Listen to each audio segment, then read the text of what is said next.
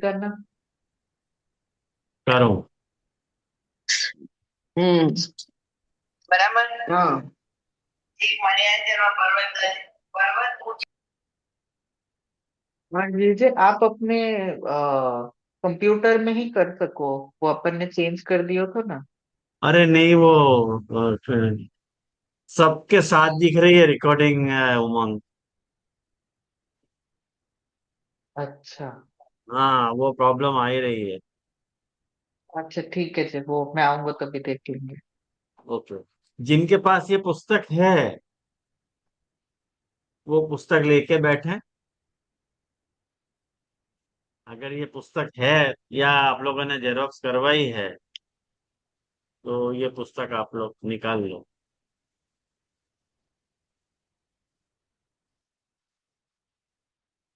जैसे आप लोग सभी जानो या बात को कि अपन श्रीमद् भागवत के साथ नाम रत्नाकर स्तोत्र की संगति कर रहे हैं। मतलब कैसी संगति, वो एक बार स्पष्ट कर दूं कि महाप्रभु जी ने पुरुषोत्तम नाम सहस्त्रम बनाया और वाक्य ऊपर श्री रघुनाथ जी की टीका लिखी। रघुनाथ जी ने वाक्य ऊपर नाम चंद्रिका टीके लिखी। लेकिन रघुनाथ जी ने सारे ही नामन को उद्धरण में श्लोक उद्धृत नहीं किए हैं। कुछ ऐसे अनुद्धृत नाम भी हैं जिनके श्लोक उद्धृत नहीं कर पाए हैं। वो एक्स वाई जेड कोई भी कारण होए वो, बाकी ऊपर अपन मीमांसा नहीं कर रहे हैं। लेकिन जहां तक रघुनाथ जी को प्रश्न है, वो उनने बहुत कम नामन के ऊपर, जैसे आप या में भी आप सप्तम स्कंद में भी आप देखोगे पेज नंबर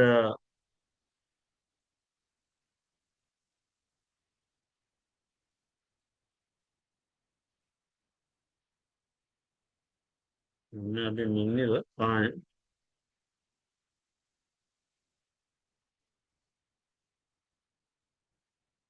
हाँ, पेज नंबर देखो, पेज नंबर 32 पे।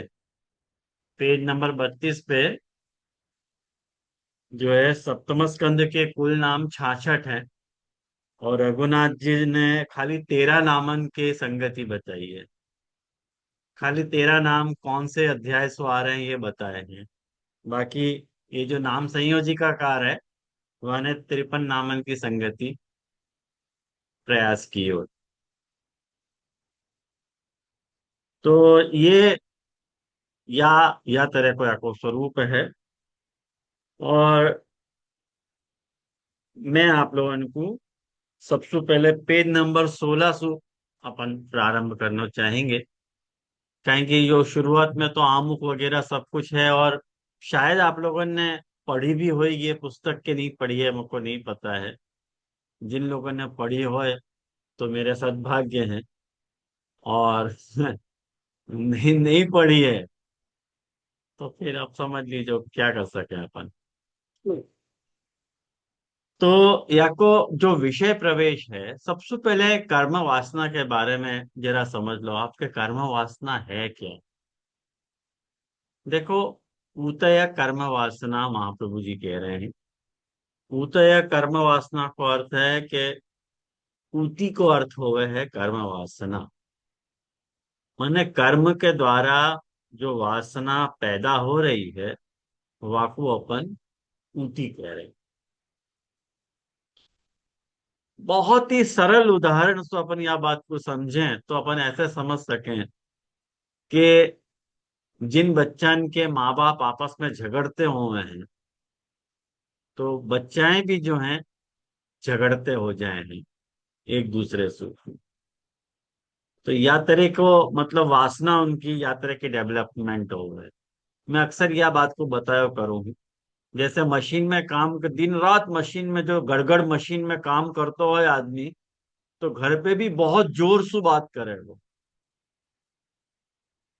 कहेंगे घर पे तो मशीन चल नहीं रही है फिर क्यों जोर जोर से बात करनी चाहिए। लेकिन वो क्या है, आदत पड़ जाए जोर से बात करने की। ख्याल में आया ना? तो वह तरह की कोई भी एक प्रकार की वासना मतलब कोई भी एक प्रकार को संस्कार अंदर वा तरह को डेवलप हो जाए, वाकू अपन ऊती कह रहे हैं।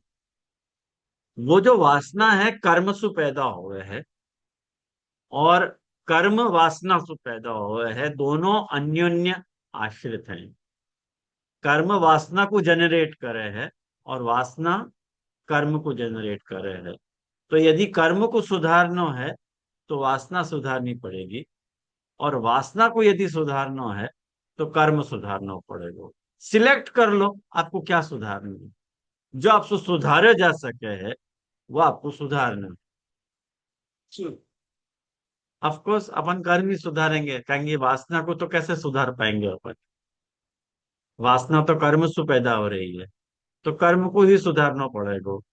या प्रकार के अपन को कर्म करें तो निरंतर ये या को श्रीमद् भागवत की लाइट में यदि सप्तम स्कंध को अपन देखें, तो देखो ध्यान से यह बात को समझो कि सर्ग विसर्ग स्थान पोषण और ऊति, ये सृष्टि को क्रम,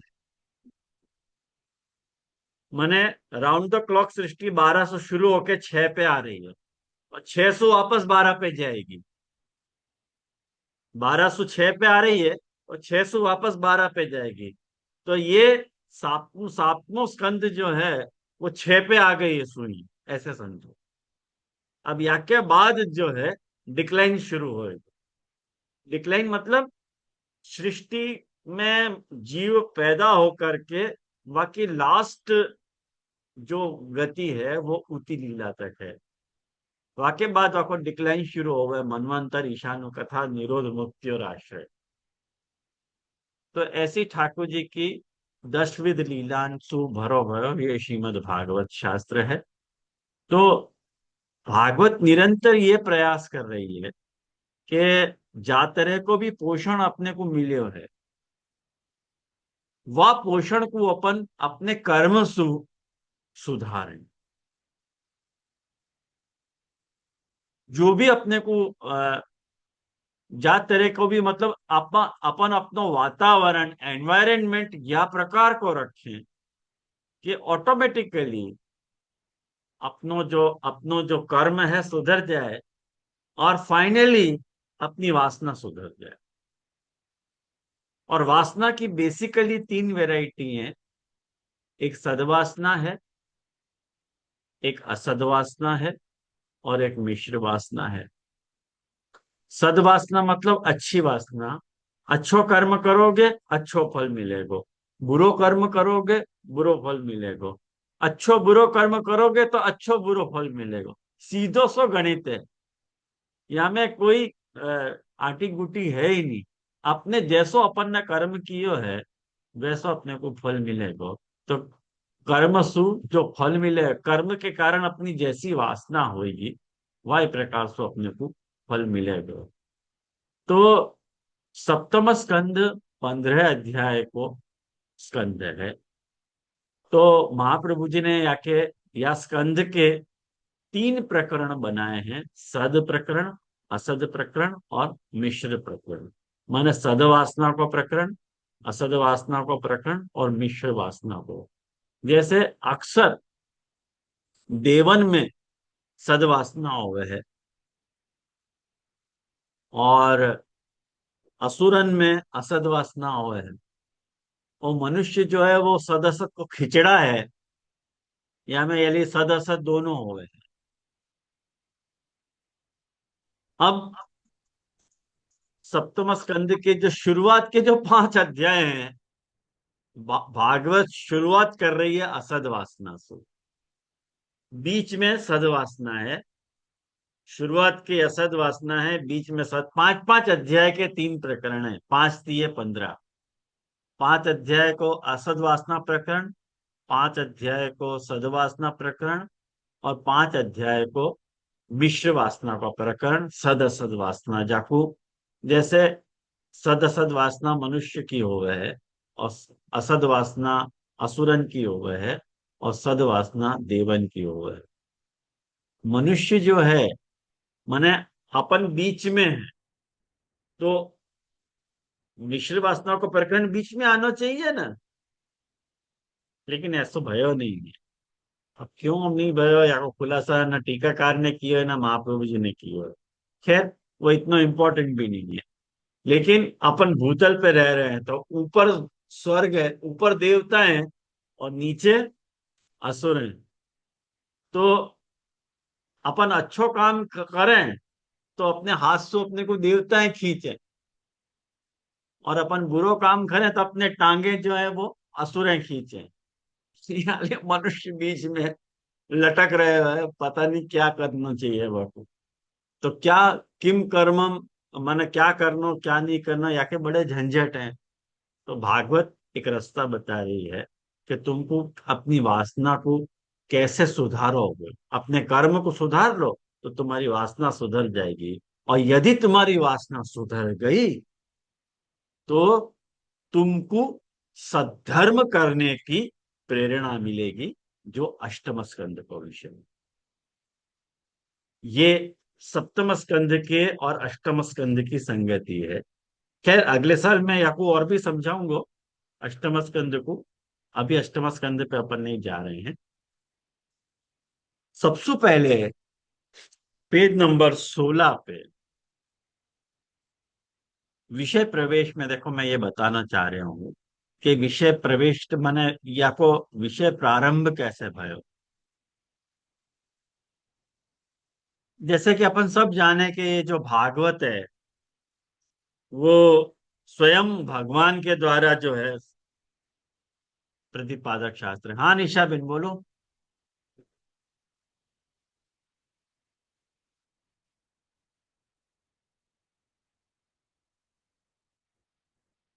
हाँ, दंडवत प्रणाम करो बाबा से।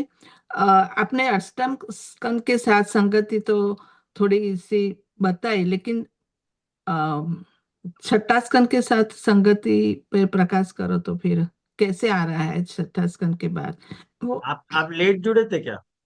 हाँ, थोड़ी लेट जुड़ी थी। हाँ तो तो मैं शुरुआत में रिकॉर्डिंग बताया। सुन लूंगी, हाँ रिकॉर्डिंग सुन लूंगी, हाँ कोई बात नहीं। हाँ, हाँ। दंडवत शश- प्रणाम। हाँ, लेट मैंने यही बताया, तो पोषण के द्वारा अपन वहां को सुधार सके। हाँ, हाँ, तो देखो जाए तो मैं ये बता रहा हूँ, प्राचीन व्यवस्था के अनुसार भागवत पद के 3 अर्थ प्राप्त हो। ये बड़ी समझने लायक बात है। या लिए बकू मैंने विषय प्रवेश में रखो है कि जैसे 3 अर्थ, भागवत के 3 अर्थ फेमस हैं। भगवान, शास्त्र और भक्त। भगवान को अर्थ भी भागवत है, शास्त्र को अर्थ भी भागवत है, और भक्त को भी भागवत कहा जाए कि ये बड़े भागवत है, ऐसे कहा जाए। भक्त शब्द प्रयोग ना करके भागवत शब्द को प्रयोग की जाए, और भागवत शास्त्र के लिए भी भागवत को प्रयोग किया जाए, और भगवान खुद भागवत हैं, ऐसे भी शब्द प्रयोग मिले। तो तदनुसार यदि सोचें तो कृष्ण को भगवान के रूप में प्रतिपादन जा शास्त्र में हो तो हो, वो भागवत शास्त्र है। क्लियर बात है ये तो। ये शास्त्र की तरह से मैंने भगवान की तरफ से ये बात आई। अब जो है वो, जा पुराण को प्रतिपाद्य विषय भगवान कृष्ण हो, वह शास्त्र मैंने जा शास्त्र में प्रतिपादित भगवान की भगवत्ता प्रतिपादित करी गई हो, वो भागवत शास्त्र है। और जिन भक्तन के लिए भगवान की भगवत्ता को प्रतिपादन किया गया हो, वो भी भागवत शास्त्र है। तो या तरह से 3 व्याख्याएं भागवत पर की मिल रही हैं।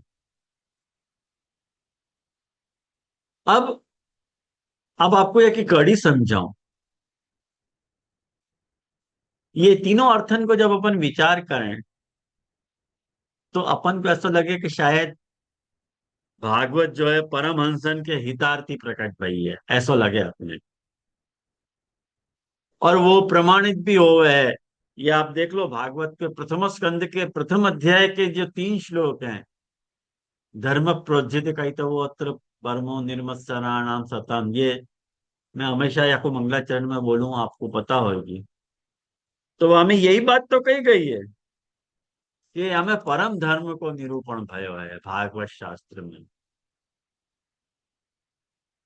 परंतु यदि एक बात समझो, मान के भी चले कि भागवत संहिता ज्ञान के दृष्टिकोण से प्रकट भई है, मतलब यहाँ में परमहंसन को ज्ञान समझायो गयो है, तो भी भागवत स्वयं एक बहुत ही महत्वपूर्ण बात की तरफ संकेत करे है भागवत के नैष्कर्म्यम अपि अच्युतम भाव वर्जितम न शोभते ज्ञानम अलम निरंजनम। देखो कितनी सुंदर बात भागवत के है कि यदि तुमको परमहंसीय ज्ञान है, इट्स नॉट एनफ, वो पर्याप्त नहीं है कि तुमको खाली अलम मन निरंजन ज्ञान प्राप्त हो जाए तो तुम्हारे कर्तव्य की इतिश्री नहीं आ रही है। क्यों? यदि वो भगवान की भक्ति से रहित हो है ना, यदि वो ज्ञान, तो वो ज्ञान भी बेकार। मैंने उदाहरण दियो है, यानी वाको देखो मैंने उदाहरण दियो है कि मान लो कि कोई परिवार में कोई व्यक्ति को दिवंगत हो जाए और उनके परिवार वाले इनको अपन सांत्वना देवें कि भाई सब एक न एक दिन जाने वाले हैं, यहाँ में क्या रोनो। अरे भाई सभी मालूम है, ये बात तो सबको ही मालूम है, ये अखंड ज्ञान है, निरंजन ज्ञान है। भागवत भी यह बात को कह रही है, अटल सत्य है। फिर भी वह मौके पे वह ज्ञान को देनो जो है वो कोई उपयोगी सिद्ध नहीं होने वाला है, उल्टो दुख और बढ़ने वाला। कहने को मतलब क्या है कि केवल ज्ञान जो है, केवल ज्ञान को प्रतिपादन करना भागवत शास्त्र को हेतु नहीं है। केवल परमहंसन के ज्ञान के प्रतिपादन को सिद्ध करना भागवत शास्त्र को हेतु नहीं, इतना क्षुद्र हेतु नहीं हो सकता। यासु कहीं बड़ो हेतु भागवत अपने को बतला रही है, कारण कि भागवत भक्ति की संहिता है। कहेंगे भागवत भक्ति को प्रतिपादक शास्त्र है, या लिए भागवत पद को अर्थ जो है भक्ति, भगवान और शास्त्र तीनों हो। ये बात मैं तो निकाला, यहाँ में कोई को शंका हो तो पूछो बोले, ये जो मैंने अभी बात समझाई, और नहीं तो फिर आगे बढ़ना पड़ा। या लिए भागवत अपने को ये बात समझावे है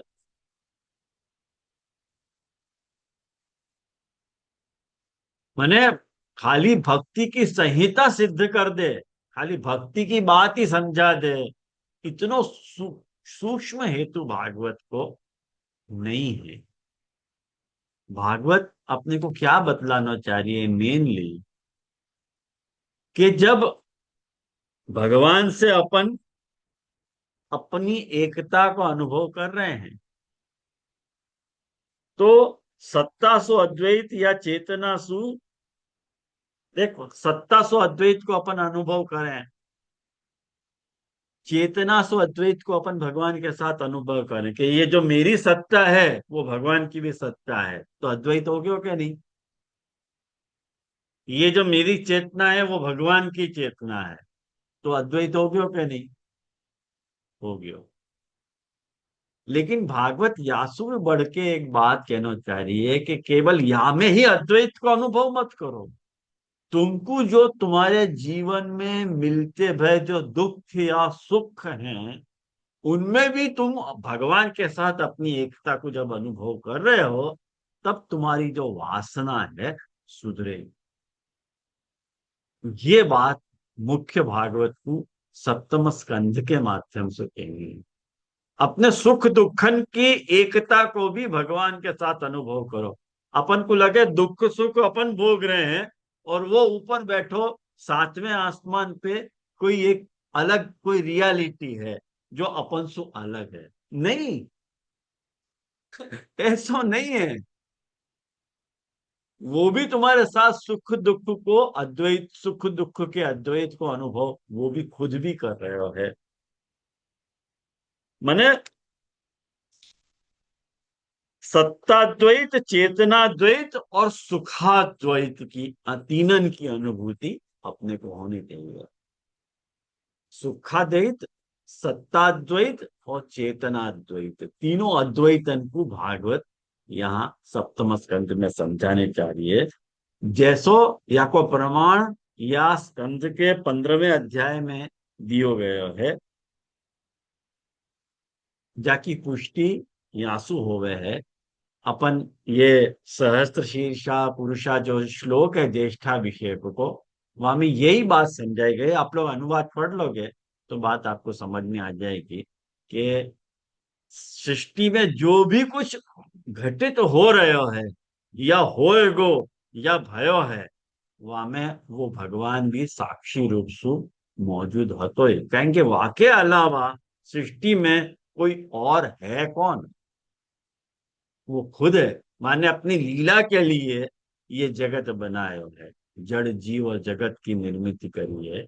या के लिए ये बात को अपन को भूलना नहीं चाहिए। या लिए निष्कर्ष रूपेण हम यह कह सकते हैं कि जिन सांसारिक विषयों से हमें सुखानुभूति होती हो, उसे हम अपनी सात्विक बुद्धि का विषय बनाते हैं। जिससे हमें दुखानुभूति होती है, उसे हम तामस बुद्धि द्वेष का विषय बनाते हैं। और जिन विषयों से ना तो सुख या दुख का अनुभव हमें होता है, अनुभूति नहीं होती, ऐसे विषयों को हम राजस बुद्धि का विषय बनाते हैं। यहाँ यह विचारणीय है कि हमने जीवन में किसी भी अनुभूति को इन त्रिकोणों के परिप्रेक्ष्य में स्वीकारना सीखा है। अतः हम अपनी अनुकूल और प्रतिकूल वेदनाओं को जानकर ही अपने व्यवहार को नियंत्रित करते हैं। देखो, ये सारी बातें जो अब तक मैंने आपको बताई, ये सारी बातें काका जी के प्रातस्मरणीय जो श्याम मनोहर जी काका जी हैं, उनको जो सप्तम स्कंद पे भागवत को प्रवचन भयो तो वहां में सु मैंने ये बात सारी सार के रूप में उद्धृत यहाँ करी है। विशेष जिनको भी जिज्ञासा हो वो वह लेक्चर को सुन सके हैं। जाके बाद अपन जो मैं ये जाके बाद की जो भी बात है, वो मेरी विचारी हुई बात है जो मैं आपके साथ शेयर कर रहा हूँ। अब तक मैंने आपको जो भी समझाया वो मैंने भूमिका के रूप में आपको ये बात समझाई कि जैसे एक बात समझो कि जासु अपने को सुखानुभूति हुए है, जैसे हमें कही अपने को स्नेह वासु अपने को स्नेह हो जाए, जासु अपने को दुखानुभूति होए, वासु अपने को द्वेष हो जाए, और जासु न सुख होवे न दुख होवे, वासु अपने को उपेक्षा का भाव देवे। अपनी सारी भावनाएं अपन ने इन तीन त्रिकोण के परिप्रेक्ष्य में ही सीखी हैं। अपन ने ये कभी नहीं सीखी है कि अपनी सुख या दुख को विषय स्वयं भगवान भी हैं। वो अपने संग सुख भी भोग रहे हैं और अपने संग दुख भी भोग रहे हैं। ये बात अपन ने सीखी नहीं है, जो भागवत अपने को अब सिखला रही है। जा दिन जा क्षण जा काल में तुमको ये बात अनुभव हो गई कि तुम्हारा सुख जाको तुम भोग रहे हो, वो भगवान भी तुम्हारे साथ सुख भोग रहे है। जा बखत तुम दुख भोग रहे हो, भगवान भी तुम्हारे साथ वह दुख को भोग रहे है। तब तुमको जो है वह भगवान के साथ प्रेम हो। और एग्जैक्टली भक्ति है क्या? आप विचार करो। अपनो सेवा को जो सारी सेंट्रल आइडिया है, वो यही बात के ऊपर तो केंद्रित है कि अपन अपने सुख को ठाकुर जी के साथ शेयर कर रहे हैं, अपने दुख को ठाकुर जी के साथ शेयर कर रहे हैं। कि जैसे मोको या बात तो दुख हो रहा है तो अपन ये सोच रहे हैं कि हाँ ठाकुर जी को भी या बात तो दुख हो रहे। एग्जैक्टली भक्ति है, वो भागवत भी यही सिखाना चाह रही है। लेकिन माने या बात को मर्यादिक नेचर में समझाइए, और अपने आप वही बात को महाप्रभु जी ने पुष्टि मार्गीय नेचर से समझाइए। बस डिफरेंस इतना। महाप्रभु जी या लिए या बात को तो है। आपको मेरी बात कितनी समझ में आई भगवान जाने, लेकिन यदि आप प्रश्न पूछ के खुलासा करोगे तो बात समझ में आएगी, और आ गई है तो थैंक्स अ लॉट।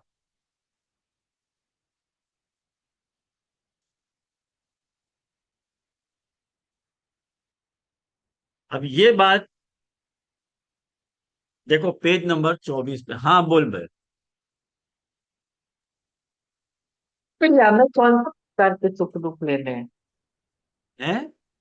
कौन से प्रकार के सुख दुख आएंगे यार?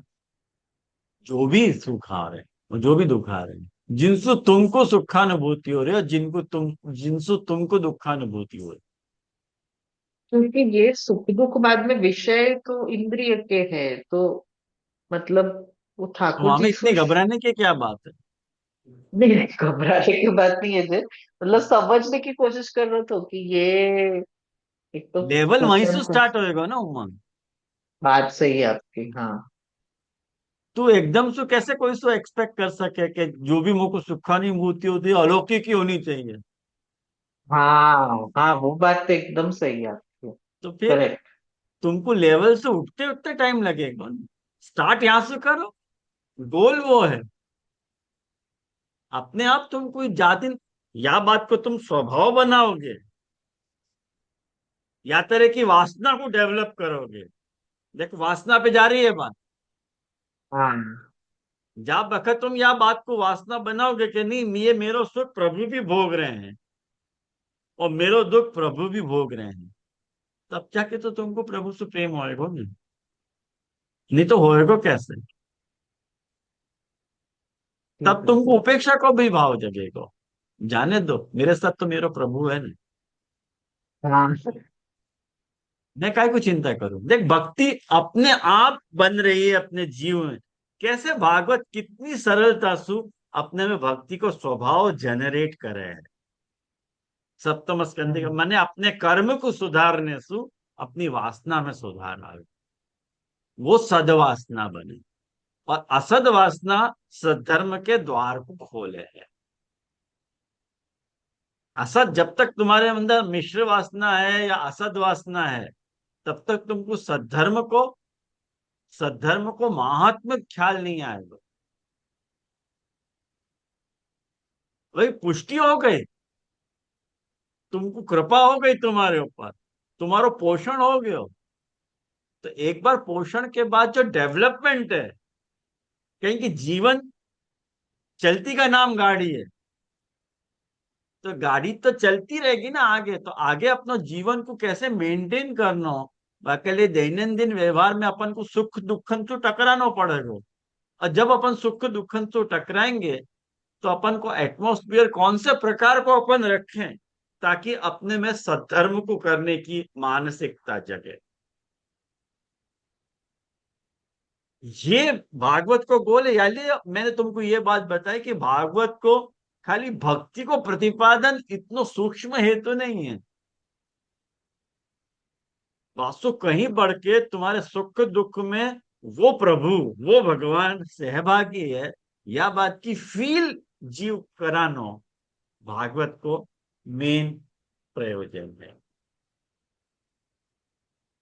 आया ना ख्याल में तेरे को? हमें बाद में अगर पुष्टि दृष्टिकोण से लेना है तो महाप्रभु जी ने जैसे ब्रह्म में समर्पण की बात करी है, तो सुख एग्जैक्टली दुख वही को भी मैंने कहा था। समर्पण। अच्छा। भागवत की स्टाइल पूरी मर्यादा मार्ग की स्टाइल है। वो हाँ खाली सुखाद्वैत दुखाद्वैत और जो है वो मैंने वहां तरह से तुमको समझा सके। वहां के पास वो शब्द कहाँ से आएंगे? महाप्रभु जी ने वो चाबी को पकड़ा है। हाँ महाप्रभु जी कह रहे हैं कि देख, और यह बात को निरंतर देख, महाप्रभु जी विवेक धैर्य आश्रय में, चतुश्लोकी में, सिद्धांत रहस्य में कितनी सफाई से गूंथो है यह बात को। मेरे रोंगटा खड़े हुए। ये तो दोस्त सोच महाप्रभु जी की बात कितनी सफाई से गूंथो है। तरह तरह से वाक्य वाक्य मानसिकता को महाप्रभु जी के चित्तो देगम विधायापि हरि यज्जत करी तथैव तस्य लीला इति मत्वा चिंता मृतम ध्यान त्यजे। रखना चाहिए। तुरंत वको हो जाए। अच्छा अच्छा ऐसा है का? हम्म। अरे ये की लीला है ये तो। अपने चाहने से भी कुछ नहीं होगा, प्रभु जो चाहे करेंगे वही होएगा। फिर मैं क्यों चिंता करूं? आया ना ख्याल में? ये बात महाप्रभु जी एग्जॉब न कन्विंस की। लौकिक स्वामी वालों भी है। हाँ, जितनी हाँ ये बस सेवा से रिलेटेड सारी बात को महाप्रभु जी मेंटली जीव को प्रिपेयर कर रहे हैं सद्धर्म की तरफ।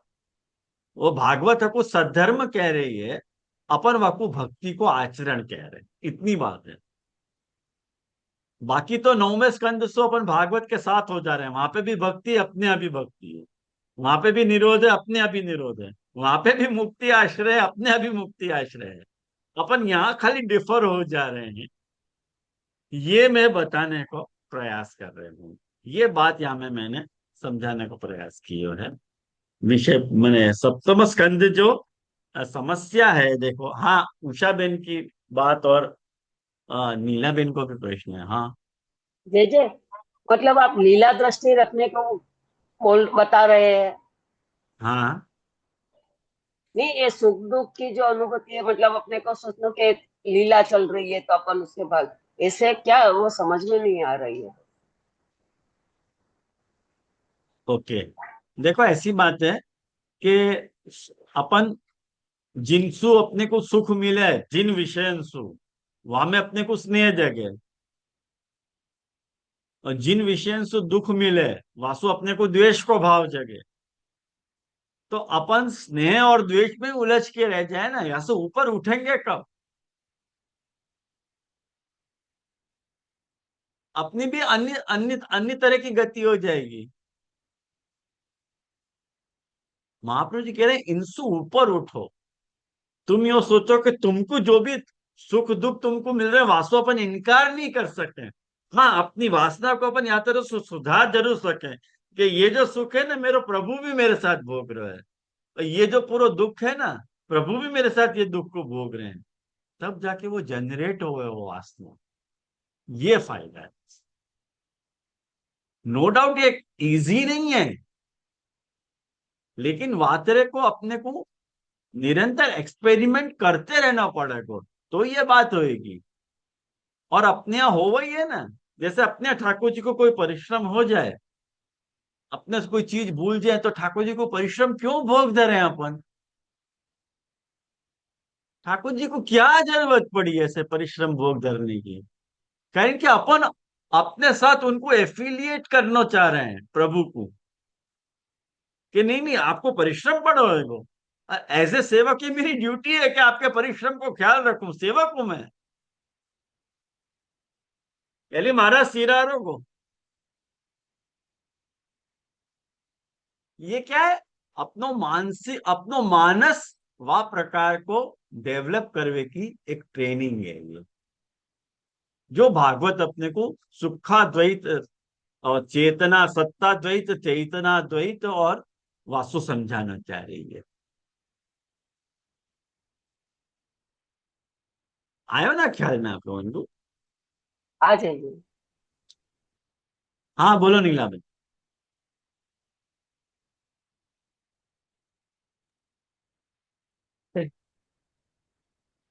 नीलाबेन અનમ્યુટ નથી તમારું. नीलाबेन અનમ્યુટ નથી તમારું. हाँ। तो हाँ. जय जय गणपत प्रणाम। उषाबेन ने जो प्रश्न किया और उमंग जी ने जो प्रश्न किया और उसका समाधान आपने जिस तरह किया, उसी में मेरे प्रश्न का हल हो गया। मेरा प्रश्न यही था कि अच्छा। मर्यादा दीपक की बात आपने जो कही ना आगे, तो वो कैसे, वो मेरे को समझ में नहीं आई, लेकिन आपने जो समाधान दिया उसी में मेरे को हल हो मिलने अरे के थैंक्स अ लॉट, बहुत बहुत धन्यवाद आपको। धन्यवाद प्रणाम जय जय। तो अब देखो सप्तम स्कंद की समस्या क्या है, यह बात को देखो ध्यान से समझो कि सप्तम स्कंद की समस्या बेसिकली है क्या। कि अपन ने ये बात देखी कि जो वासना और कर्म को अपन ने अन्योन्य आश्रय तो देखियो है, कि कर्म वासना से पैदा हुए, वासना कर्म से पैदा हुए।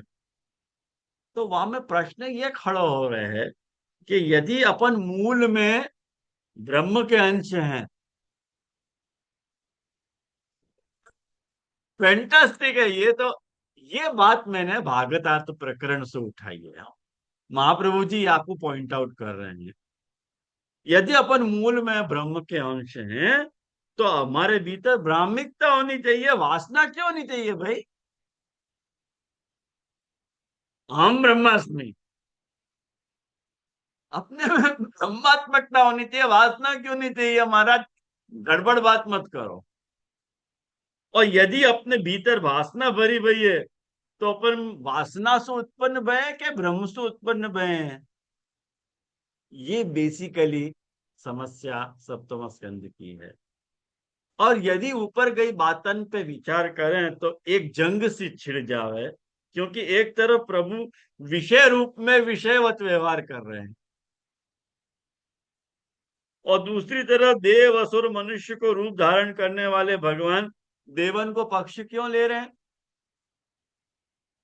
आप सप्तम स्कंद की शुरुआत देखोगे तो तुमको ये बात पता चलेगी कि भगवान ने देवन को पक्ष लिया। अरे आपके लिए सब बराबर, बैठे बिठाए मैंने देवन को पक्ष ले रहे हो, ये गड़बड़ कर रहे हो। और असुरन को मार क्यों रहे हो, मानव की निंदा क्यों कर रहे हो कि मनुष्य वासना का परिणाम है, ऐसे धत्तेरी की वह उड़ा दे रहे हो एकदम। तो हम ब्रह्म सु पैदाइश है क्या वासना सु पैदाइश है, ये हमको समझ में नहीं आ रहा है। ओके,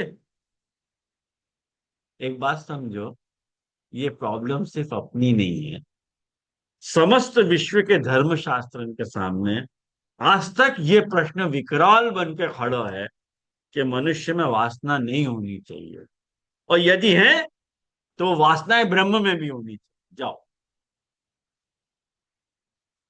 नथिंग, ब्रह्म में भी वासना होनी चाहिए।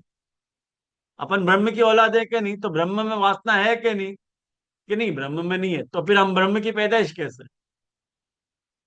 और या प्रश्न को अपन टाल देवे कि वासना कर्म सु आई और कर्म वासना सु। अब ये पूछो जाए कि दोनों कहाँ सु आए, तो जवाब हो कि एक दूसरे सु, तो या कि था नहीं मिले। परिणाम स्वरूप सदियन सु मूल में ये अब्रह्मवादियन में इन दोनों वादन में बहस छिड़ी गई है। जो अब्रह्मवादी हैं उनमें ये बहस छिड़ी गई है। प्रथमतः ये कि क्या ये जगत नियति के आधार पे बने हैं।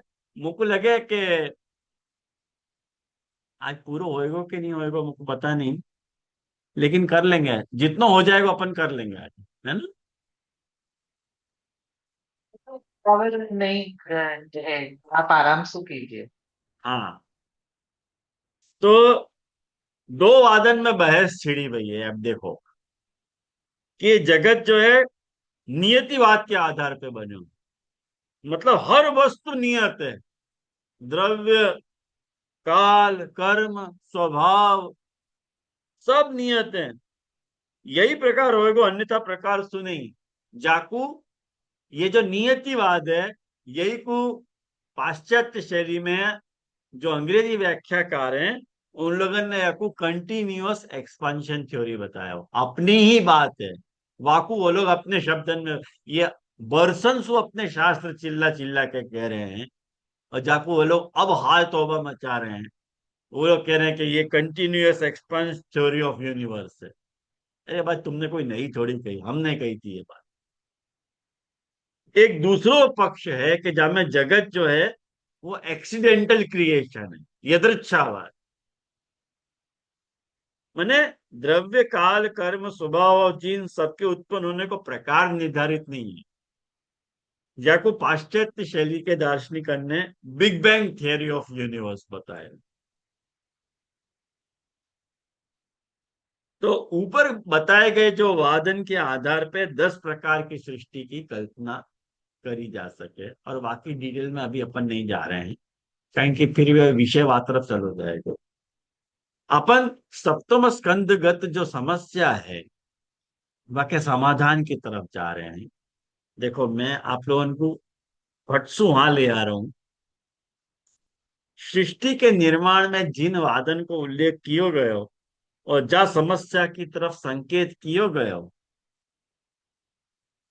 वाकु भागवत में यह प्रकार समझाया है कि सृष्टि में जो कुछ भी है, चाहे वो नियति हो कि यदृच्छा हो, सबको समन्वय भगवान की लीला में करवे पे मिल जाए। ये महाप्रभु जी को तत्वादीप भागवत निबंध में महाप्रभु जी आपको लमसम खुलासा दे रहे हैं यार।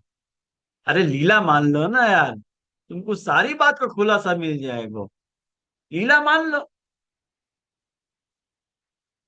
तो वो लीला, लीला जो है यदृच्छा भी बन सके और लीला नियति भी बन सके, लेकिन नियति में लीला बनने की सामर्थ्य नहीं है और केवल यदृच्छा में लीला बनने की सामर्थ्य नहीं है। लीला को समझ जाओ तो तुमको सारी बातों को समाधान मिलेगा। यदि यदृच्छा सोचोगे कि नहीं दुख को फल मिले ही है, सुख को फल मिले है, तो फिर गड़बड़ गड़बड़ हो जाएगी सारी बात। जैसे अपन ने पुष्टि के स्कंध में सोचो कि यदि मान लो कर्म को फल बुरो मिलने ही वाला हो तो बहुत गड़बड़ हो जाती, सृष्टि चलती ही नहीं। कहें कि यदि कर्म में कुछ गड़बड़ हो जा रही है तो वाकु रेक्टिफाई करने को विधान भी सृष्टि में है, जाको अपन पश्चाताप कह रहे हैं, प्रायश्चित्त कह रहे हैं। जैसे तुम इनकम टैक्स में भी, बिजनेस में भी कुछ घोटाला करो तो वाको भी समाधान है कि नहीं?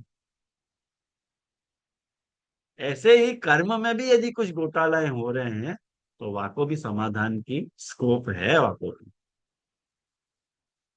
यानी ये लीला में यदि वाको कल्मिनेट कर दोगे, जो भी चीज तुम्हारे साथ घटित हो रही है वाको तुमको समाधान मिल जाएगा। क्योंकि सदसद मिश्र को एकत्व जैसे भागवत प्रकृति में ढूंढ रहे हैं, ऐसे ही चेतना को एकत्व जैसे भागवत अक्षर में ढूंढ रहे हैं, ऐसे ही भागवत क्या है कि लीलात्मक नियति और लीलात्मक यदृच्छा, ये भागवत को स्टैंड है। फैंटास्टिक स्टैंड है भागवत को। भागवत ज्ञान मार्ग की दृष्टिकोण से भागवत ये बता हुआ है कि नहीं नहीं, अक्षर से सारी सृष्टि पैदा हुई है, ठीक है।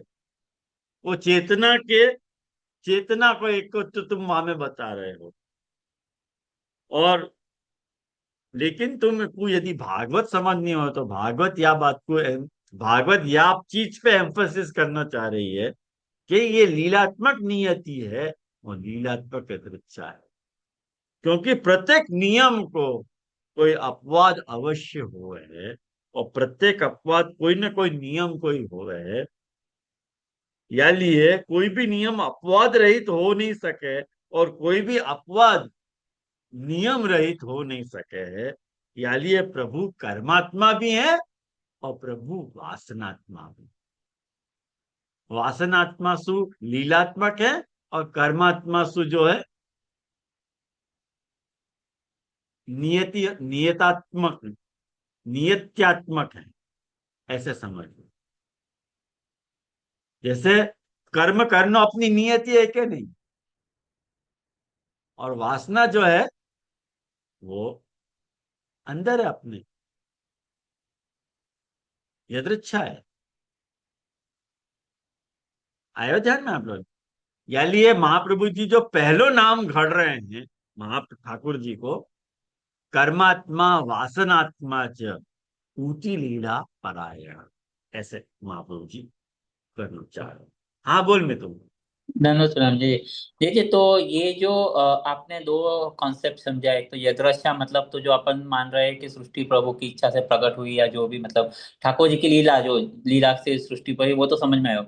नियति मतलब जो सृष्टि को साइकिल जैसे अपन रीत कह रहे हैं वो समझना, मतलब जो कर्म करे उस हिसाब से फल मिले, फिर वापस वही समझना ना, जो रीत को वही वही। प्रकार पूरा जो हाँ सृष्टि को साइकिल चल रहा है, ठीक है। हाँ, बस वो वही वही। थोड़ा मेरे को थोड़ा कंफ्यूजन हो रहा था, अब क्लियर हो गया, एकदम क्लियर हो हाँ, गया। जैसे ना मिथुन ये समझ ले क्या, हर दिन सूर्योदय होने ही वाला है, होने ही मालूम है। हर दिन सूर्यास्त होने वाला नियति है। बराबर है। लेकिन कभी ऐसा भी तो हो सके कि सूर्यास्त सूर्योदय सूर्यास्त नहीं हो, ऐसा हम्म। भी तो हो सके। हो सके, अपवाद हो सके कि नहीं? हो सके। जैसे 6 महीना तक सूर्यास्त नहीं होवे, ऐसे भी देश है। बराबर है, नॉर्वे है। हाँ, ऐसे कैसे हो सके ना? हो वो सके। लीला है, देख, हम्म। वो लीला है। तो देखिए, वो ऐसे भी हो सके कि लीला में भी कर्म छुपो हुए है और कर्म में भी लीला छुपी हुई है, वैसे भी क्यों है। नहीं? तीनों क्यों मतलब नहीं? दोनों। हाँ, 100% ऐसे ही तो है। यानी अपन कह रहे हैं कि न कुछ फिक्स है, न हम्म। सृष्टि जो है इतनी अव्यवस्थित है कि कछु भी चीज कछु सु प्रकट हो रही है हम्म न, इतनी व्यवस्थित चीज है कि यासु यही हो। बरोबर है। तो जो यासु ये होगा इतना डिसाइडेड भी नहीं है, तो वहां लीला आ रही है। वहां लीला आ रही है, बरोबर और है। यासु ये होगा वहां पे नियति आ रही नियति आ रही है। फैंटास्टिक कॉन्सेप्ट है ये, बहुत अच्छा है। लगा। हाँ, तो यही भागवत अपने को समझाना चाह रही है। जाको मैं सप्तम स्कंद में भागवत या को विषय बनाना चाह रही है कि ये बात मैं तुमको समझाना चाह रहा हूँ कि लीलात्मक नियति और लीलात्मक यदृच्छा जब तुम समझ जाओगे, तब तुमको कोई प्रॉब्लम ही नहीं होगी। तुम्हारी कर्म, तुम्हारा वासना, जो अन्य अन्य आश्रयत्व जिनमें है, वो अपने आप सुधर जाए। बहुत ही वास्ट, बड़ो दृष्टिकोण है मितुल। या मैं आपको इतने तुमको लेवल पे समझा रहा हूँ, ये बात बहुत बड़े लेवल की बात है। अब सप्तम स्कंध को जो अर्थ है, पेज नंबर 29 पे, पिछले स्कंद में 3 प्रकार की सृष्टि की पुष्टि को वर्णन किए गए हो। ये मुझको लगे निशा बेन जो पूछ रहे थे, वो आपको देखो खुलासा यहाँ आ जा रहे हो। अर्थात अजामिल के कर्मन को, इंद्र की मृत्यु को और मरुतन के स्वभाव को लोप करने वाली पुष्टि को वर्णन किया गया। अब यहाँ या स्कंद में 15वें अध्याय से ऊती लीला को निरूपण किया गया। जैसे एक बात समझो कि काल, कर्म और स्वभाव को बाध करना पुष्टि है। मतलब जा काल में तुमको जो फल मिलना है, और जा कर्म से तुमको जो फल मिलना है, और जा स्वभाव के कारण तुमको जो फल मिलना है, वो न मिल करके ठाकुर जी वहां इंटरफियरेंस करके तुमको कह देंगे नथिंग डूइंग, कुछ भी नहीं, या कोई ये फल दे दो। ये दृच्छा है कि नहीं? ये दृच्छा आ गई। जैसे महाप्रभु जी ने कही क्या, 1000 जन्मन तक मैं वाको अंगीकार नहीं करूंगा, रामदास के लिए कह दी। और सपना में भुगतवा लिए कि नहीं? तो ये दृच्छा हो गई कि नहीं? लीला है भाई ये। लीला समझोगे तो कोई भी कंसेप्ट को समझना डिफिकल्ट नहीं रहेगा। जब तक तुमने लीला को पक्ष छोड़ो और नियतिवाद के और यदृच्छावाद के चक्रव्यूह में फंस गए, तो फंस ही जाओगे, फिर निकल नहीं जाओगे, निकल नहीं सकोगे बाहर। या लिए देखो, एक बात यहाँ पे समझाई जा रही है। महाप्रभु जी कह रहे हैं कि यदि भगवान कोई पे कृपा कर रहे हैं, देखो ध्यान से सुनियो, ये बात बहुत इंपॉर्टेंट है। यदि भगवान कोई के ऊपर कृपा करें, तो उनको पक्षपात क्यों समझो जा रहा है? जो अपन सप्तम स्कंद की समस्या में ये बात उठाई थी, और वो पक्षपात रूप दोष के निवर्तनार्थ ऊती लीला को वर्णन किया जा रहा है। ये बात महाप्रभु जी या स्कंद को हार्द बता रहे हैं। वो आक्षेप प्रभु पे नहीं आवे है कि प्रभु यदि कोई के ऊपर कृपा करें तो वह को पक्षपात समझ रहे हैं सब लोग। वो आक्षेप नहीं आवे, कभी भी महा ठाकुर जी पक्षपात करे ही नहीं। कारण कि भगवान को न देव पे और ना ही दैत्यन पे द्वेष है, फिर भी प्रभु पक्षपात करें, ये तो कोई यदि विचार ले ना, वाके लिए या स्कंद में भगवान के द्वारा रचित वासना को निरूपण पाए।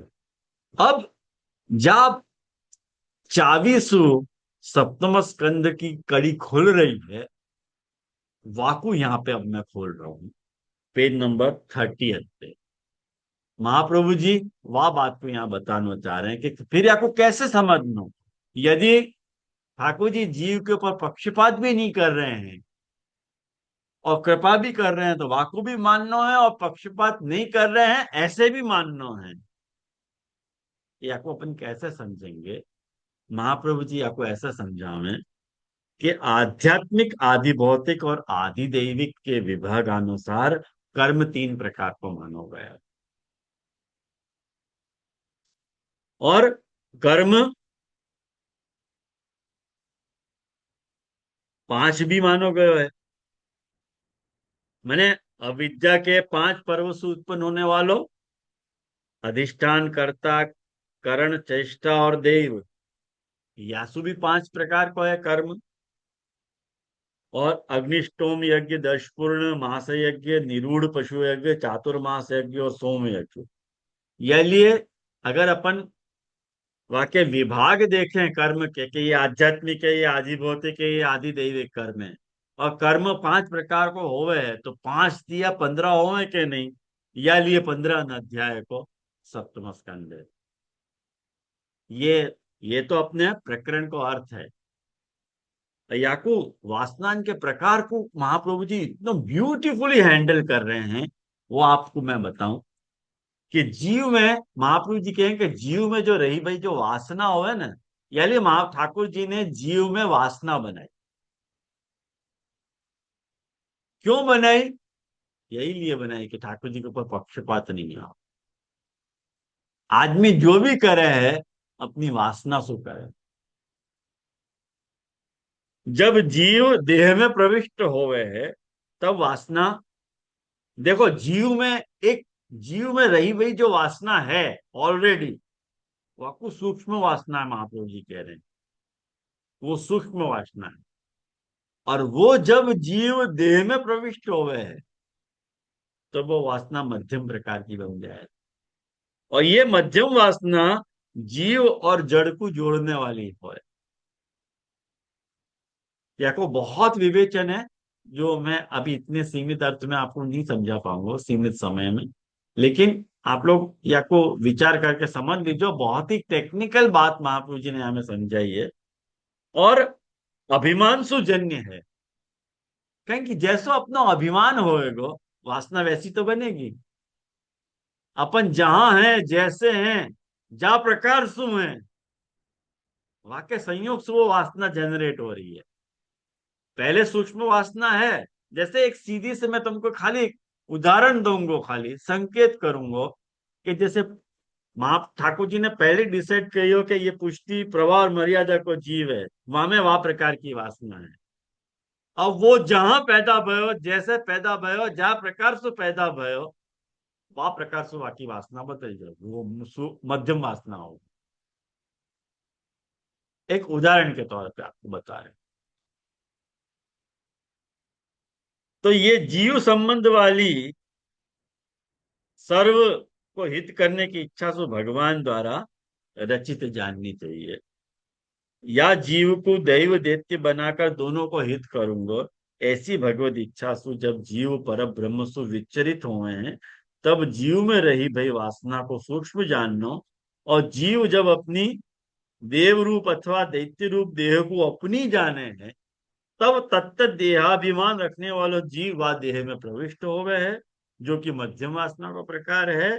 और यह प्रकार दोनों की वासना को संबंध स्थापित होने पे सात्विक इत्यादि कर्म करने की शक्ति जीव में आवे है, ऐसो महाप्रभु जी को मत। मैंने पूरे भागवतात प्रकरण को जो 10-12 कालिका है ना, उनको सार लेके ये बात लिखी है। ऐसी व्यवस्था को ध्यान में रखे भगवान जब कोई एक जीव पर पुष्टि करे हैं और दूसरे जीव को अनिष्ट करे हैं, तब उनमें पक्षपाती होवे को दोष दृष्टिगत होवे है। परंतु जीव की वासना के अनुसार यदि कल्याण इत्यादि करें तो प्रभु के दोष की निवृत्ति हो जाए। अतः भगवान पक्षपाती हैं, ऐसो तो केवल बहिर्मुख विचार है। तीसरी वासना कर्म से उत्पन्न हो गए, जो मन में हो गए या मन के संबंध वाले। अब जहाँ वातावरण में रह रहे हैं ना अपन, वह प्रकार सु तीसरी वासना कर्म सु पैदा। एक सूक्ष्म वासना है, एक मध्यम वासना है, और एक कर्म की वासना है। ऐसे 3 प्रकार की वासना है। सूक्ष्म वासना इनबिल्ट इनहेरेंट हो गए है, मध्यम वासना जब जीव को देह के साथ संबंध हो गए है तब हो गए है, और तीसरी वासना कर्म जब अपन करें वासु पैदा हो गए। ऐसे वासना के 3 प्रकार, 3 प्रभेद आ रहे हैं। अब तुम जा हिसाब से भी कर्म कर रहे हो, वहां में जा देह से तुम कनेक्टेड हो, वहां को भी बहुत बड़ा रोल है। जो कर्म कर रहे हो वहां को भी बहुत बड़ा रोल है। और वहां में ठाकुर जी क्या करे? ठाकुर जी तो कुछ नहीं कर सके ना हम। ख्याल है? या लिए मैंने यहाँ में नीचे लिखा, देखो, महाप्रभु जी के द्वारा विरचित जो तत्वार्थ दीप निबंधांतर्गत भागवतार्थ प्रकरण को सारांश, ये मैंने पूर्व सप्तम स्कंद के बारे में या कोई यहाँ बताया है। और वाक्य बात मैंने चार्ट दे दियो है कि जो ऊटी लीला है, कर्म वासना है, वो कर्म वासना जो है कैसे कैसे है। असद वासना के 5, सद के 5 और मिश्र के 5, ये तीनों आध्यात्मिक, आधि भौतिक और आधि दैविक, ऐसे 3 प्रकार की हो है। तो 15 अध्याय हो रहे हैं यहाँ पे, या 1315 अध्याय हो रहे हैं। बराबर है? तो सप्तम स्कंद में या दंशु पूरो सप्तम स्कंद आपको समझना है। बाकी तो मुझको हमें लगे नहीं कि कुछ हमें एक्सप्लेनेबल है। जो मेन पार्ट जो इंट्रोडक्शन है तो वही हमें समझने लायक है, तो जो मैंने आपको समझाया हो। और एक बात मैं आप लोगों के साथ और शेयर करना चाह रहा हूँ।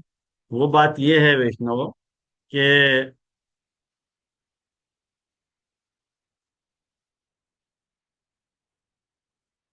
पेज नंबर 83 पे,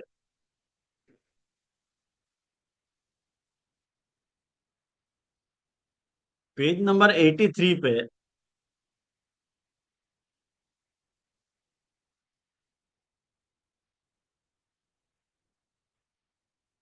आचार आत्मा नाम आया हुआ है। सब पुरुषोत्तम नाम सहस्त्रम की पुस्तक में 67 नाम है, मैंने 66 नाम लिए हैं। अब तुम लोग मुझसे प्रश्न करोगे कि 67 नाम क्यों नहीं लिए, अपने एक नाम छोड़ क्यों दियो? अगर या को पुरुषोत्तम नाम सहस्त्रम की बुक में से टैली आप लोग करोगे तो आपको सदाचार, आचार आत्मा, सदाचार, ऐसे भी अर्थ आएगा। सदाचार नाम भी सप्तम स्कंद के अंतर्गत ही काउंट किए गए हैं। मैंने वह एक्सक्लूड किए है, निकाले। वह को कारण मैं समझाना चाह रहा हूँ कि यह नाम के संदर्भ में ये समझ लें कि यह नाम संपूर्ण स्कंद में अन्वित है। पूरा स्कंद से रिलेटेड नाम है, कोई एक पर्टिकुलर अध्याय में नहीं है ये। कारण कि भागवत के द्वितीय स्कंद के 10वें अध्याय में जहां स्वयं भागवत ने दशविध लीलाओं का परिचयात्मक श्लोक लिखा है, इस श्लोक की सुबोधि जी में महापुरुष जी ने पूति का अर्थ किया है पुष्टा नाम आचार, जो कि स्कंधार्थ से संगत होता है। इसलिए मैंने इस नाम को उक्त निरूपण के आधार पर संगति के रूप में स्कंधार्थ में योजित किया। मैंने आपको मेरी बात बता दी कि मैंने आपको स्कंधार्थ में क्यों योजित कर, उद्धरण के साथ। परंतु इस नाम के पश्चात आने वाला नाम सदाचार, यह संदर्भ में मुझे एक अति महत्वपूर्ण खुलासा करना है कि पुरुषोत्तम नाम सहस्त्रम से संबंधित जितने भी प्रकाशन हैं, उन सभी पुस्तकों में इस नाम के पश्चात आने वाले सप्तम स्कंद के अंतिम नाम सदाचार को भी सप्तम स्कंद के अंतर्गत ही लिया गया। परंतु इस बात की पुष्टि द्वितीय स्कंद की सुबोधि से बिल्कुल भी नहीं होती,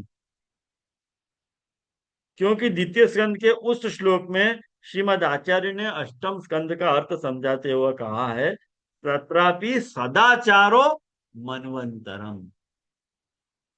जो सदाचार है वो मनवंतर है, इस प्रकार व्याख्या की। अतः यह सिद्ध हो जाता है कि सदाचार सप्तम स्कंदीय नाम न होकर अष्टम स्कंदीय नाम है, जिसे भूल में सप्तम स्कंधांतर्गत मान्य कर लिया होने से मेरी मति के अनुसार इसका संशोधन अवश्य ही होना चाहिए।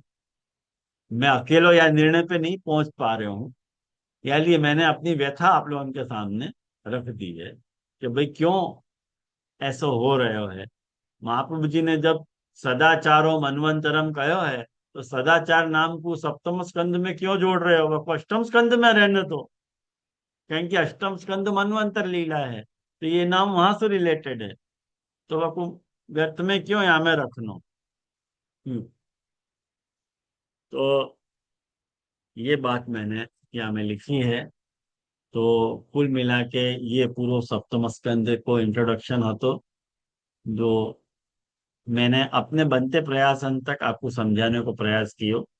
आप लोग कहाँ तक कन्विंस्ड हो, आपको यदि कोई बात नहीं समझ में आ रही है तो ग्रुप में भी आप डिस्कशन या कुछ चालू रख सको हो, और आप लोग एक दूसरे को जवाब दो, और कहीं अटको तो मैं जरूर बीच में या को जवाब दूंगा। जाकू जो भी समझ में आया हो है, मुक्त कंठ सु एक दूसरे के साथ ग्रुप में अपने विचार शेयर करो, और कहीं अटकोगे तो मैं दे दूंगा वो समाधान वॉइस मैसेज के द्वारा। ठीक है।